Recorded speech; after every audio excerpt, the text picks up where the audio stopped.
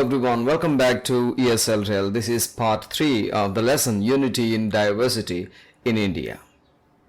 Let me read this paragraph first. The streams of different cultures have flowed into our subcontinent to make us what we are and what we will be. There were Dravidians in India before the coming of the Aryans, and Hinduism is a blend of the cultures of the north and the south. The streams of different cultures have flowed into our subcontinent. To understand this, we need to look at the word flow first. Here, flow means to move or pass continuously from one place or person to another, or another place or another person. A flow is a regular verb here. Flow, flowed, flowed. It means simple meaning is moved. So several streams of cultures have moved into our subcontinent. You know, India is called a subcontinent because it has all the features of a continent, but it's not a continent, so it's a subcontinent. Into our subcontinent to make us what we are and what we will be. We are like this now because of the fact that several cultures have flowed into India. And we will be like this because of their influence in future. And look at the next line here. There were Dravidians in India before the coming of the Aryans. So who are these Dravidians and Aryans? According to general Indian legend, the Aryans arrived in North India somewhere from Iran and southern Russia at around 1500 BC. Before the Aryans, the Dravidian people resided in India. The Aryans disregarded the local cultures. They began conquering and taking control over regions in North India and at the same time pushed the local people southwards or towards the jungles and mountains in North India. According to this historical fact, the general division of Indian society is made. North Indians are Aryans and South Indians are Dravidians. But this division is not proper because of many reasons. That is what some people say. But anyway, we have got this information about Dravidians and Aryans. Let's proceed now. Okay, now here, Hinduism is a blend of the cultures of the north and the south. Now that we have discussed that South Indians were Dravidians and then North Indians were Aryans, now the cultures of both the people got blended and Hinduism was formed. So Hinduism is a combination, is a mixture of the cultures of both the south and the north of India. Let's move forward. India has 150 dialects and 22 recognized regional languages, but Hindi, like English, has come to stay as the lingua franca of our nation. From Kashmir to Kanyakumari and from Mumbai to Nagaland, Hindi is now understood and recognized as the national language of India.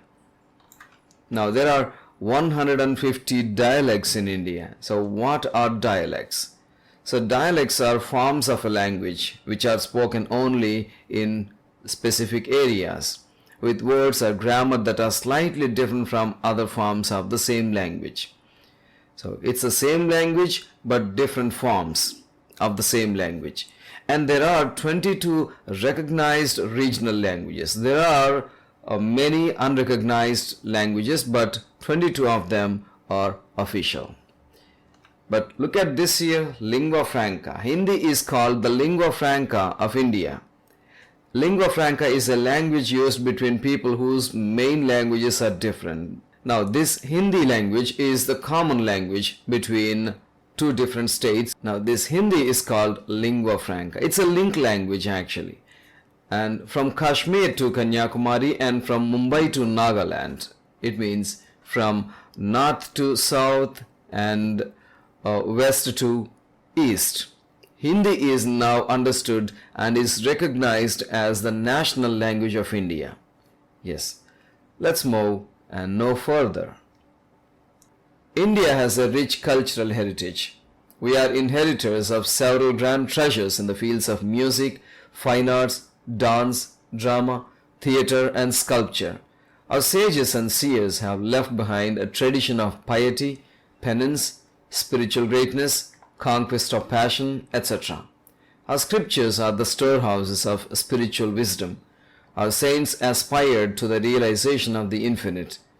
We have inherited great spiritual values, contrasted with which the materialistic progress of the West appears insignificant. There is a lot to discuss in this paragraph. India has a rich cultural heritage. We have already discussed what cultural heritage is. So that's a combination of different things that we inherited from the ancestors and from the people who lived earlier in our country. That's cultural heritage. That includes customs, traditions, and these architectural monuments, everything. We are inheritors of several grand treasures. So inheritors means heirs. Here H is silent, heirs. We are inheritors of several grand treasures. We are heirs to several grand treasures. What is treasure, by the way? Treasure is a valuable thing. Treasures are valuable things. Now, we got several valuable things as inheritance. Okay, what are they? See here, we have got music as inheritance. We have fine arts. We have dance, classical dance forms, and drama, theater, and sculpture as well. So sculpture is the art of making objects out of stone, wood, clay, etc. And our sages and seers have left behind a tradition of piety, penance, spiritual greatness, conquest of passion, etc.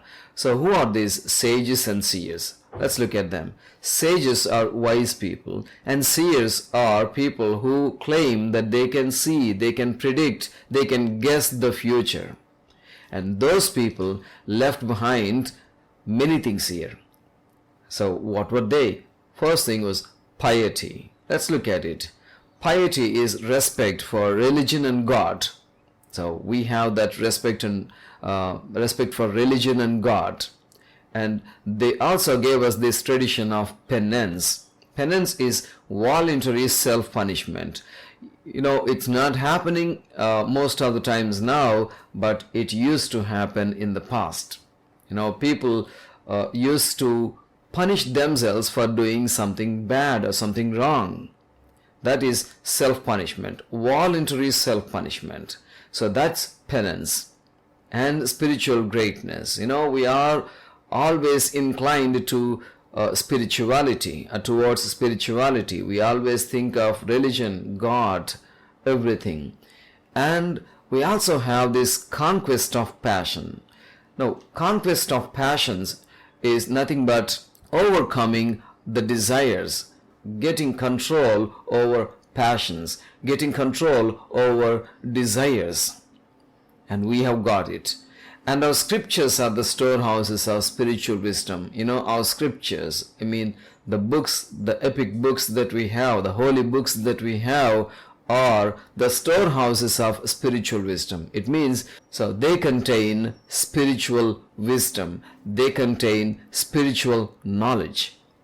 Now, our saints aspired to the realization of the infinite. Our saints, our sages, our maharshis, they aspired to the realization of the infinite. Now here, the infinite, realization of the infinite. Here, the infinite is actually the ultimate power of the universe or in the universe. A realization of the infinite means understanding the God and the universe and the power behind this universe. We have inherited great spiritual values, contrasted with which the materialistic progress of the West appears insignificant. There are two things here. We have achieved spiritual values. We have achieved spiritual wisdom. That's what we inherited. That's what we got as inheritance from our people. If you contrast these spiritual values with what the Western people achieved, now contrast with, let's look at that here. Contrast with means here to compare, to show difference. We achieved spiritual values, and the Western countries, Western people achieved materialistic progress. Now materialistic progress is progress that is related to material things. All the phones, all the gadgets that we see, most of them are made in Western countries. It means they have achieved materialistic progress. We have achieved spiritual values. Now, if you contrast these, it means if you try to compare and show difference between them, there is a lot of difference. And the difference is much. And that is why what they achieved, it means materialistic progress, appears insignificant. Insignificant means unimportant. It's not at all important when you compare those materialistic achievements to the spiritual achievements that we have made. Insignificant means unimportant. Okay, that's about it in this video, and I hope you have understood everything I have discussed. If you still have anything, you can ask in the comment section, and if you have liked, please do mention that in the comment section. Like the video, share and subscribe to the channel if you are new here. Thank you very much for watching. I'll see you in my next video.